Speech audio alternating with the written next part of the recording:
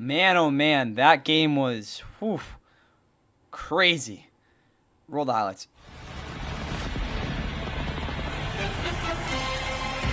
All right, that's the way to get it going on a Monday night in Florida as we welcome you from Hollywood Brown. Blitz. They got there. Mahomes gets rid of it. Pass is caught by Thornton coming back to the ball. Mahomes to his right. He's got his man. That's Kelsey. Touchdown. That ball's knocked out. Kansas City's got it in the game. Here's Hunt able to break loose. He's got Winger to beat. Another big night for Thornton already. Mahomes keeps, goes, touchdown Kansas City. Lawrence keeps, here's it. Patrick off his hands, and somehow not intercepted. End zone, touchdown, Washington. Return. Extra man on the rush. Lawrence is able to float it, and Hunter makes the catch. 2nd and 8. Lawrence steps through, wants to go. Touchdown Jaguars. On 2nd.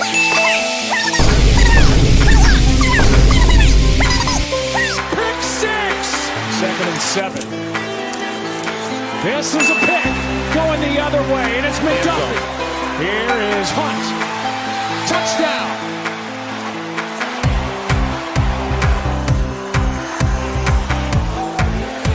And he drills it. Hunt in for the touchdown. Lawrence for Thomas. Oh, he dropped it in. Catch is made. Men on the rush. Blitz. Lawrence floats it. End zone. Goal with 30 seconds left. Now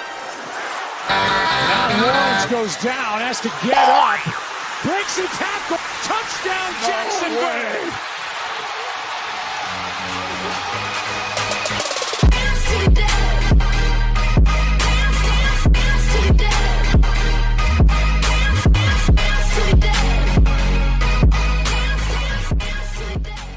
And with that, what is going on, guys? Welcome back to the Fun NFL. Please like and subscribe if you guys enjoy the NFL Week 5 Monday Night Football takeaways, because again, you just did see the highlights. This game was wild, as you all saw.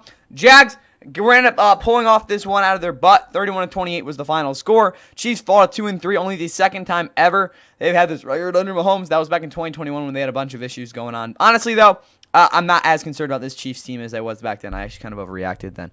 Yeah, that's actually long ago now that I think about it. Anyway, though, Chiefs are now 0-3 in one-score games after going 11-0 last season, which is absolutely crazy. But, again, like I said, they're now 2-3. They have the Lions at home on Sunday Night Football next week. That game will be a just absolute brawl.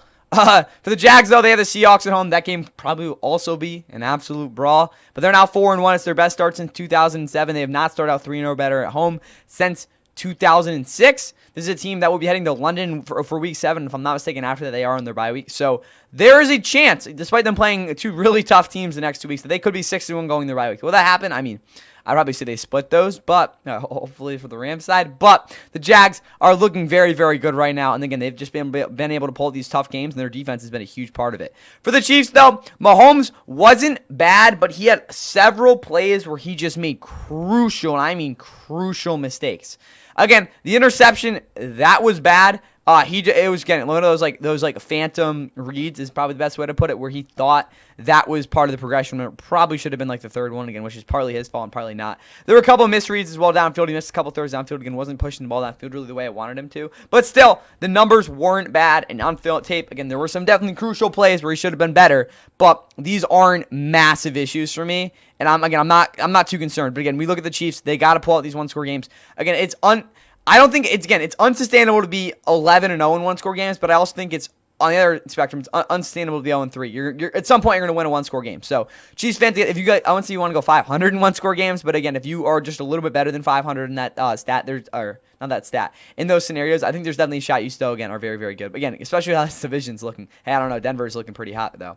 But yeah, from home, 6 for 60 and a touchdown on the ground. He was very, very mobile in this game. Kareem Hunt with only 7 carries was absolutely bonkers. He had, again, those 2 touchdowns as well as that massive run to get them out the goal line. He looks like they're starting running back. Isaiah Pacheco, again, he had a couple nice carries, and they just simply didn't run the ball. But when, again, he ran the ball, it really wasn't great. Again, Xavier Worthy got cracked on that one play. But again, he still picked up some yardage. Tyquan Thornton made a couple plays downfield. I really like the crossing routes with him because he can just completely open up the field for you. Just straight off his speed. Also, the fact that he has become a much better guy that anticipating where his routes are going to need to be ran. Again, that is a big thing that I've seen from him this year that, again, I just never thought he was ever going to even be able to be good at. But again, he's definitely learned some things, developed at least somewhat since his time with the Patriots. Travis Kelce had his best game of the season up to this point. Really wasn't anything downfield. He was making plays, but he broke a couple tackles. Was really nifty underneath in those holes in the zone. Hollywood and Xavier Worthy were pretty ineffective, but both of them made a couple plays. Obviously, Hollywood with that crazy catch as well. But this offense overall, talking about this offensive line, Josh Simmons had his best game of the season, in my opinion. There were a lot of plays where, especially off play action, this offense just created massive pockets from Mahomes. That's part of the reason, again, they were kind of able to settle with some checkdowns as well as this offensive line, getting a lot of displacement downfield and again creating yards before contact for these running backs. For this defense, though, Nick Bolton, I think, had a good game, 12 tackles. The reason I say I think he did is because I haven't actually gotten to watch too much of his tape just yet. I'll definitely, again, lock in on that.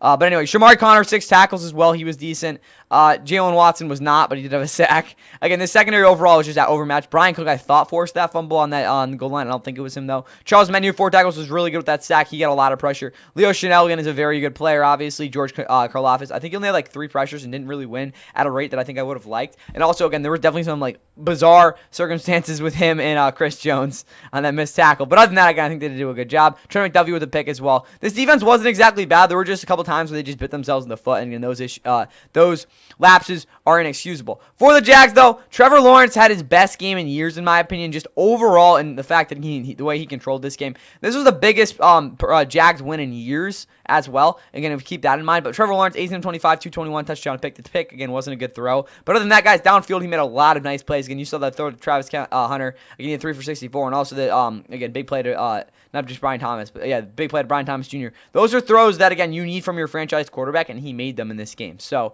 again, that is really encouraging to see. Running game really wasn't a big factor in this one. I still like that they sort of stuck with it, which, again, I think was a decent thing by them. But Trevor also just kept the ball and said, I'm going to take this thing effing myself. Almost like the entire game again. He was like, I'm going to take this one by myself. But, yeah, this was a very impressive performance by Trevor in a lot of ways, even though he might not have been the most overwhelming in some stats. But anyway, the O-line also played very, very well overall. Again, I got to be pretty happy with how this Jags offense played. Again, hats off to them. For the defense, though, obviously, Devin Lloyd kind of won the game on the pick 6. He looked a little bit gassed towards the end there, but hey, he got in the end zone, and again, that's what big-time linebackers do. Tyson Campbell was really good in coverage. Other than that, though, Andrew Wingard, again, I think he did do a decent job containing. Eric Murray had a couple lapses there in the boundary. Foyce Luokong made a couple tackles, more like 14, but still, this defense did a lot of good things despite not recording a pressure in the third quarter. My bad. They were also pretty good on the pass rush side of things, but it's still, if you're a Jags fan, be a little bit concerned for that pass rush because they were pretty much non-existent for some parts of this game. 476 total yards though for the Chiefs, and they still lose. Again, the big turnover they lost. Also, again, the 2 turnovers for the Jags didn't help them either. But again, they came up clutch. Again, you talk about the dew fall. Again, and Trevor Lawrence, falling on his butt and then, stumbling around and being able to get in the end zone. I mean, again, it's how much you want it. And the Jags, again, I honestly think they wanted this one more than the Chiefs did. But either way, both these teams are playing really tough teams next week, so that'll be pretty fun to watch. That is all I got for you. All I got for you guys in Week 5. Hope you guys are ready for the power rankings because that'll be pretty bonkers coming up as well. Go check out the Sunday recap for everything that happened there as well. And I don't recommend watching the Thursday night recap because that was not pretty for my Rams. But anyway, let's go move on. You'll see the power rankings coming up pretty soon. Oh, again, hockey starting too soon. No, it's starting tonight. Anyway, that's what I got there. Kicks and fires. Turner swings. Ground ball to second. Scooped up by Edmond. He throws first. Dug out by Freddie Freeman. He picks it and saves the game.